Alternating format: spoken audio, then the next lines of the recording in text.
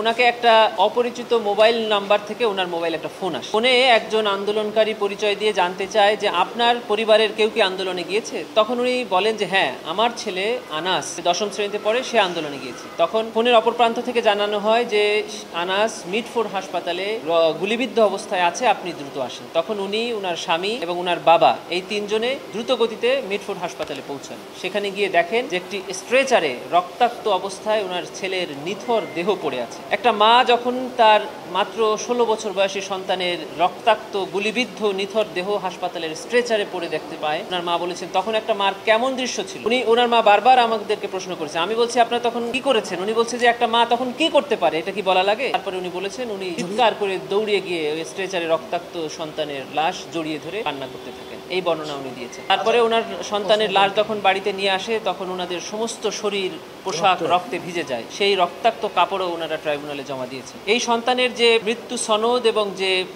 হাসপাতালে ভর্তির জরুরি বিভাগের টিকিট, এই দুইটি রক্তাক্ত অবস্থায় ছিল, সেটাও ট্রাইব্যুনালে দাখিল করেছেন এবং সেখানে লেখা ছিল যে সে গান শট ইনজুরিতে মৃত্যু হয়েছে এবং তাকে মৃত্যু অবস্থায় হাসপাতালে নেওয়া হয়েছে। এটা প্রশ্ন না, এটা জেরাতে তাদের আসামিপক্ষের আইনজীবী বলছেন যে এই যে চিঠিটা আনাসের হাতে লেখা, এটা উনি কিভাবে বুঝলেন? তখন ওনার মা বলেছেন যে একটা সন্তানকে তিনি 17 বছর 16 বছর লালন করেছেন, লেখা শিখিয়েছেন, পড়া শিখিয়েছেন, কথা শিখিয়েছেন। তার লেখা এটা আমার ছেলের কিনা এটা বলার অপেক্ষা রাখে না, দেখেই উনি বুঝেছেন যে এই লেখাও আমার, নিচে যে নামটা লিখেছে সেটাও আমার সন্তানের। উনি বলেছেন যে আমার সন্তানকে যেভাবে হত্যা করা হয়েছে সেই হত্যার বদলে আমি আসামিদের হত্যা চাই, মানে ফাঁসি চাই, উনি এটা বোঝাতে চেয়েছেন। আচ্ছা, আমরা দেখছি যে চাংখারপুল থেকে অনেককে মিটফোর্ড পর্যন্ত নেওয়া হয়েছে, পাশে ঢাকা মেডিকেল, এর আগেও আরো কয়েকজনকে দিচ্ছে। কেন ঢাকা মেডিকেলে আনা হতো না? ওই সময় সমস্যাটা কি ছিল? এটা অন্যান্য মামলাতেও আসছে, এখানে উনি এরকম কোনো বর্ণনা দেন। মানবতা বিরোধী অপরাধ সংঘটিত হয়েছিল, সেখানে 6 জনকে গুলি করে নির্বিচারে হত্যা করা হয়। সেই মামলার আজকে সাক্ষ্য গ্রহণের দিন ছিল। শহীদ শাহরিয়ার খান আনাস, তার মা আজকে PW9 হিসাবে ট্রাইব্যুনালে সাক্ষ্য প্রদান করেছেন। তিনি সাক্ষ্য প্রদানের সময় তার সন্তানের শহীদ হওয়ার ঘটনা বর্ণনা করেছেন।